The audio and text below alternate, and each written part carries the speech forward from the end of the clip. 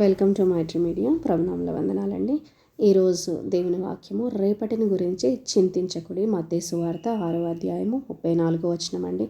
అవునండి, మరి రేపటిని గురించి మీరు ఈ రోజు నుంచే చింతించొద్దు అని చెప్పేసి మరి దేవుని వాక్యం సెలవుస్తుంది. రేపు ఏమవుతుందో, రేపు ఏం జరగబోతుందో, రేపు ఈ సమస్య ఎలాగ తీరుతుందో, మరి నాకు ఈ అవసరత ఎలాగ తీర్చబడుతుందో అని చెప్పేసి మీరు చింతిస్తున్నారా?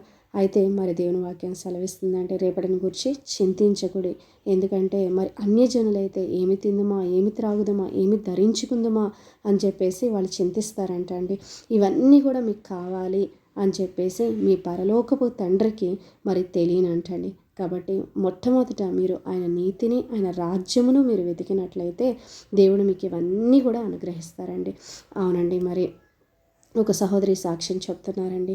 మరి ఆమె యొక్క బ్యాలెన్స్ ఎంత ఉంది అంటే 43 రూపీస్ ఎంత ఉందంటండి. కానీ తను కట్టాల్సిన 17,000 దాకా ఆ రోజుకి కట్టాల్సిన అమౌంట్ ఉందంటండి. అయితే ఎట్లాగా అని అనుకుందంట, కానీ తనకు ఒక విశ్వాసం తనలో ఉందంటండి. ఎలాగైనా నా దేవుడు ఇవన్నీ సమకూరుస్తారు అని చెప్పి. మరి నిజంగా ఒక్క రోజులోనే మరి తనకి ఆ అమౌంట్ దేవుడు మరి పంపించడము, తను కట్టేయడం అన్నీ జరిగిపోయినాయి అంటండి.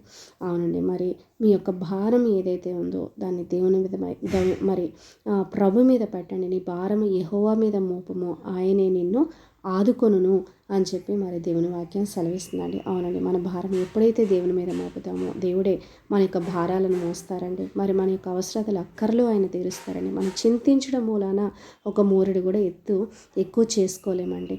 కాబట్టి మరి చింతించకుండా మన భారం ఏదైతే ఉందో, మన అవసరత ఏదైతే ఉందో, మన అక్కర ఏదైతే ఉందో మరి ప్రభు ముందు మరి మనం వినవించుకున్నట్లయితే, మరి ఆయనకి ప్రార్థన చేసినట్లయితే దేవుడు మన ప్రతి అవసరతను, అక్కరను ఆయన తీర్చగలిగిన దేవుడు అండి. కాబట్టి రేపటిని గురించి చింతించొద్దు అని చెప్పి దేవుని వాక్యం సెలవిస్తుందండి.